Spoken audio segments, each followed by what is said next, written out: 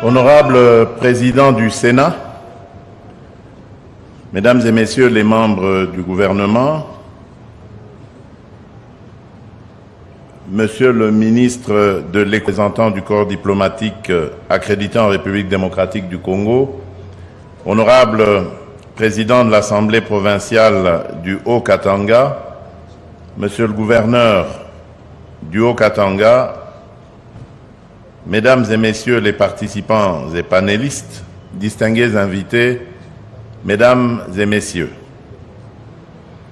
c'est avec une grande satisfaction et une immense fierté que je me tiens aujourd'hui devant vous, ici à Lubumbashi, pour ouvrir officiellement la 9e édition d'Expo Béton RDC.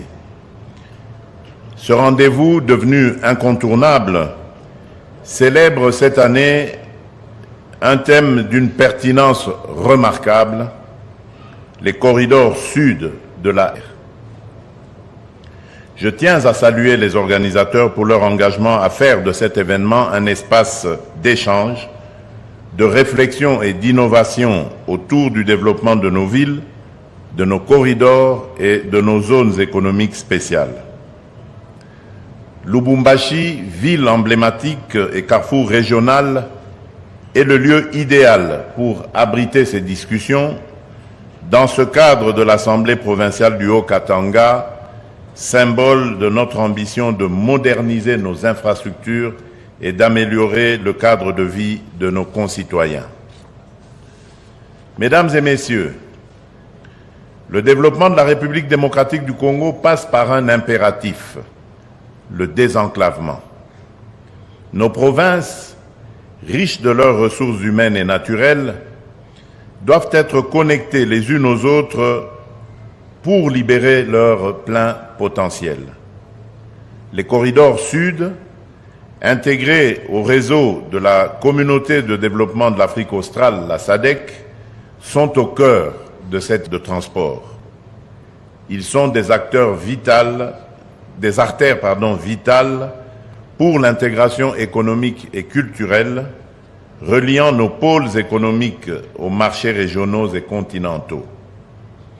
Il favorise non seulement la circulation fluide des biens et des personnes, mais surtout la transformation locale de nos produits agricoles, miniers et industriels, ainsi que leur acheminement vers des destinations comme les ports de l'Atlantique et de l'océan Indien.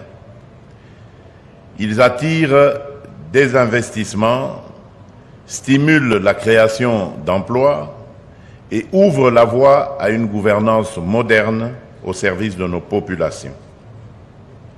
Un exemple concret de cette ambition est le corridor de Lobito, dont j'ai soutenu la mise en œuvre avec conviction. Ce projet, fruit d'une coopération exemplaire entre la République démocratique du Congo, la Zambie et l'Angola, avec le soutien de partenaires internationaux, ambitionne de construire 1739 km de voies ferrées, dont 427 km sur notre territoire, interconnectés à un réseau routier régional. Lors du sommet sur le corridor de Lobito, en présence des chefs d'État de nos 3 pays et de l'ancien président des États-Unis, j'ai rappelé que ce projet dépasse la simple logistique. Il s'agit d'une opportunité unique pour renforcer l'intégration régionale en fluidifiant les échanges commerciaux, pour stimuler la transformation économique en valorisant nos ressources minières et agricoles, et pour améliorer les conditions de vie en développant des infrastructures modernes et des services de proximité. Le corridor de Lobito est une promesse d'avenir pour nos entrepreneurs, nos agriculteurs et notre jeunesse qui y trouveront des opportunités d'innovation et de croissance. Pour concrétiser ces ambitions, le partenariat public-privé, le PPP, est un levier stratégique. L'État congolais a mis en place des cadres favorables pour encourager l'investissement privé, national et international, dans la construction et la modernisation des infrastructures. Je salue l'engagement du secteur privé qui joue un rôle déterminant dans le développement des corridors. Pour amplifier cet élan, j'encourage la création de banques d'investissement spécialisées pour financer les projets d'infrastructure et garantir leur viabilité, la mobilisation des partenaires bilatéraux et multilatéraux pour accompagner nos efforts, l'implication des gouvernements provinciaux pour assurer une coordination harmonieuse et un développement inclusif. Ces initiatives permettront de transformer nos corridors en véritables pôles de croissance avec des plateformes logistiques, des zones urbaines modernisées, des réseaux d'eau et d'électricité renforcés, ainsi que des centres de santé, d'éducation et de formation. Le développement des corridors doit s'accompagner d'une vision intégrée et durable. Je rêve d'un réseau ferroviaire reliant le Grand Katanga au Grand Kasaï, au Grand Bandundu, à Kinshasa, au Congo central, jusqu'au port en eau profonde de Banana.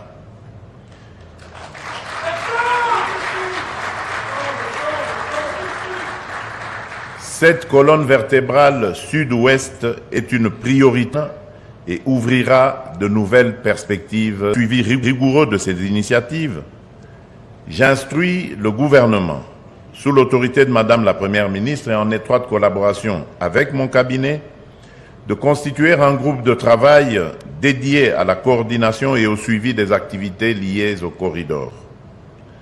Mais au-delà des infrastructures, nous devons veiller à un développement harmonieux.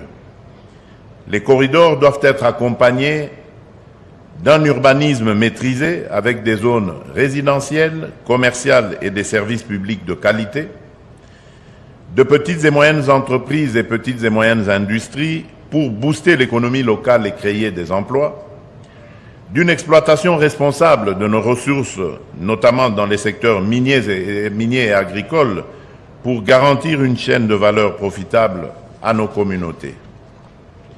Mesdames et messieurs, Expo Béton RDC, à l'image d'autres grandes initiatives, constitue une plateforme importante pour repenser notre avenir.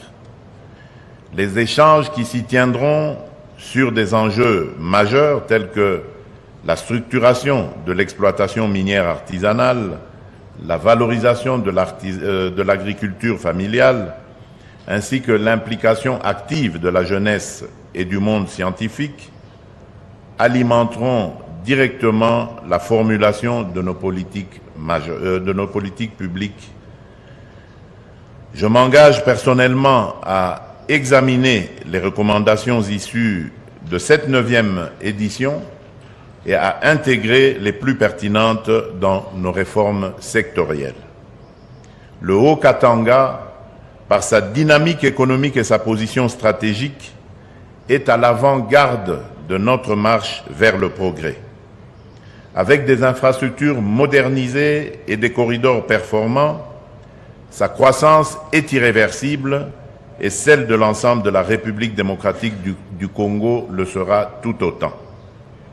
Ensemble, transformons les corridors sud de la RDC SADC en opportunités concrètes pour nos entreprises, nos communautés et notre jeunesse.